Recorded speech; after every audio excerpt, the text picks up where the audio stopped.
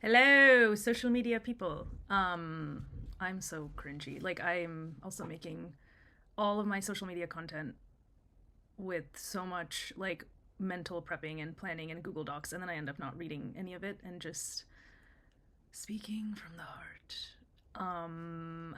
I wanted to thank everyone who listened to my first EP and all the music that I've put out in the last few months. It's meant the world to me. All the private messages I've gotten, all the DMs, all the texts, calls, reviews. It's just meant the world. And it's been a really transformative part of my own creative journey. And I've just felt a sort of, I don't know, like leaving my 10-year career in journalism was maybe worth something. Um, Not because music has been a hit, but because everything now is slowly starting to feel more authentic to me and less forced, which is all I can ask for.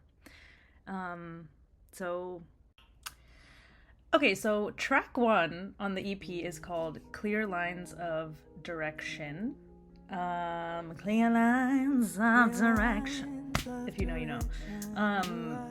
The first song is actually the opening to the whole concept of the EP, which is called Myth of Autonomy, which is basically questioning my own philosophy of life, which was that if I was to do anything successfully, it would be completely on my own, hence the autonomy word. Autonomy means doing things on your own.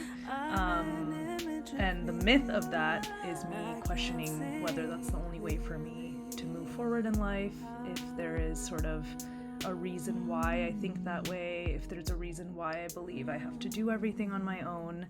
And the EP was kind of the journey of exploring that philosophy and where it comes from and whether or not it's worth challenging or questioning or breaking.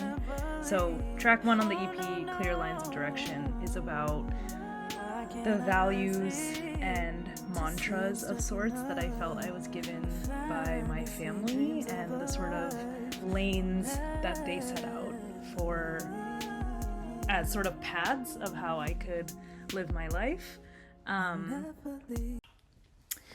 So track two of the EP, I Know Too Much, is a follow-up to the first track, Clear Lines of Direction, where I explore where some of my values of perfectionism and approaching life in this really practical way came from. So I Know Too Much is me realizing that after having gone down this path of perfection and intellectualism and academia, something again that I felt really pressured by my family to succeed at, even though there were no signs when I was in school that that was the case,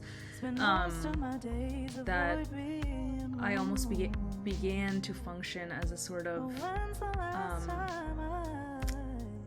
rationality or logic-based person first.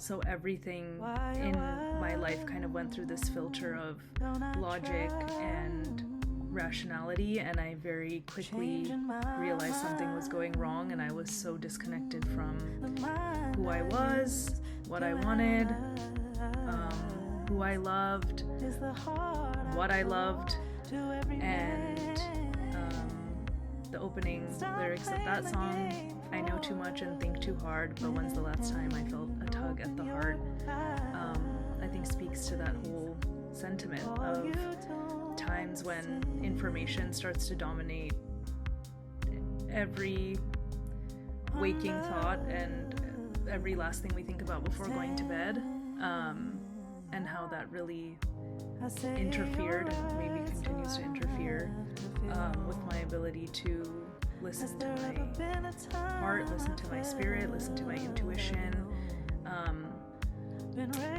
and how the fact that those things even became so separate was a problem. Track 3 of the EP, Never Broken.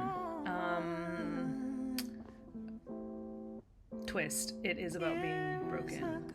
But track 4, my absolute favorite of the EP, called Looking at My Hands, and this is the first time I'm actually exploring my own identity separate from what I felt like I was taught, or culture, or all these external forces. I began to go on the journey of formulating my own set of values in this sort of mess that I felt was never clear. I was never really raised with religion or any one dominant cultural force that felt like, okay, I'm 100% American, or I'm 100% from where my family's from in Bangladesh, and just this sort of mix of what had culminated in like resentment, wishing I was raised with religion, wishing I was raised with something that was more clear and linear almost.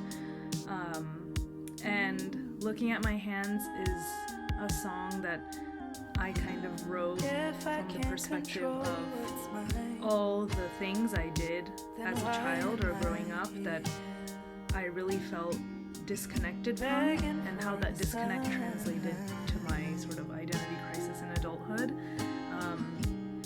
So, for example, every year when we celebrate the end of Ramadan, on Eid we go to the mosque and we pray, and at the end of your prayer you look at both your hands to conclude your prayers, and that was always a time that I would sort of blankly look at my palms and hear prayers in a language that I didn't even understand the meaning of, and in a way I felt like I was playing along or just sort of acting as a sort of actress in my own life to show respect to my parents' culture, to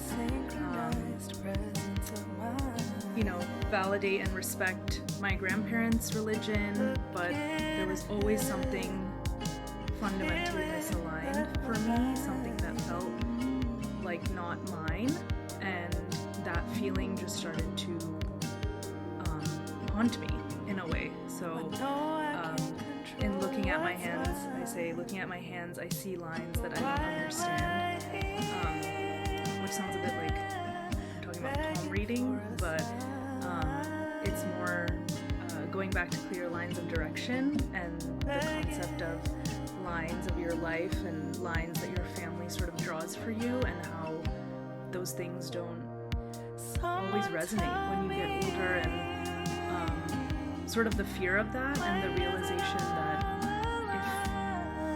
if these lines don't resonate or this doesn't make sense, then what does? Okay, track 5, Maybe It's Just a Feeling. The lawnmower is going crazy outside. Maybe It's Just a Feeling is a song following this thread of reshaping my identity, trying to understand who I am through all these complicated values of my childhood, my external world, the many places and people that I had come into contact with, and realizing that I was more of a chameleon, a sort of people pleaser person who could take on the values of everyone else and almost pretend that they worked for me, or find a way to make myself suited to that world. And Maybe It's Just a Feeling was the first time I think I realized that. I was in a relationship, juicy, with someone who... The last song on the EP, called Melody Will Stay, is it was supposed to be kind of a sad, like, country song. It didn't quite get there production-wise, but it's about being with someone who you've... Another juicy story. Being with someone who you have maybe a long friendship with that begins to evolve into something else, and the pain of sort of wanting someone to confess something to you that you know is true. Maybe you're a little delusional and you hope that it's true, but for me, that song is just the journey of realizing that no matter what happens in my life, or maybe this like needy desire I have to attach to certain people or certain relationships, that will never be as meaningful to me as my relationship to music.